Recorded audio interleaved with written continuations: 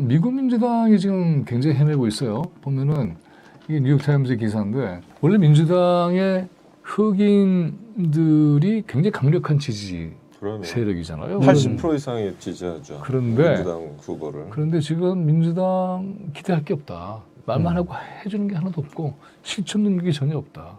오히려 경제적인 차원에서는 트럼프가 난 거 아니야. 이것도 사실 환상인데. 흑인 유권자들이 트럼프를 지지하는 상황이 벌어지고 있다는 거예요. 그리고 바이든을 중심으로 한 민주당은 굉장히 지금 말하자면 기력을 잃고 있고 트럼프한테 이길까? 그리고 이제 이스라엘 상황은 사실은 저 예루살렘에다 미국 대사관을 옮긴 자가 바로 트럼프 아닙니까? 예.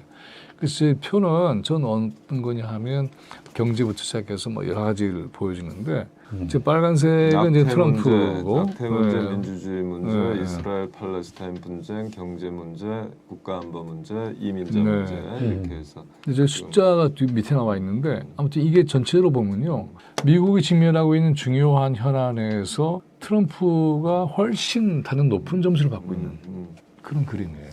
지금 트럼프 기소는 선거 캠페인에 영향을 안 미치고 지지율 네. 변동을 별로 안 갖고 왔지만 만약에 여러 개의 기소 중에서 하나라도 유죄 그렇죠. 확정이 네. 나오면 그러면 또 얘기가 좀 뭐 달라질 수가 그렇죠. 있겠다. 이제 이런 네. 부제를 달았네요 보니까. 그렇죠. 네. 그런데 자기의 이런 그 자기 변호를 굉장히 강력하게 하더군요. 보니까.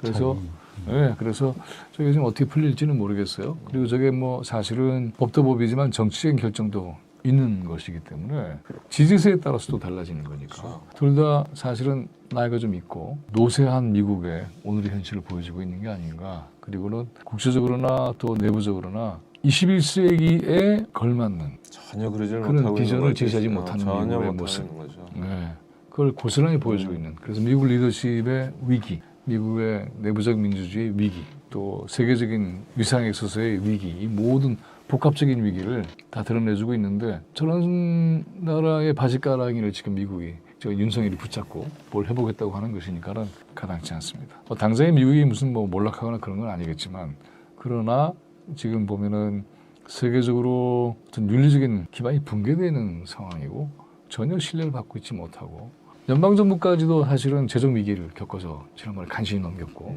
그래서 파산하는 거 아니야? 라는 정도까지 지금 심각한 위기에 놓여 있는 상태예요.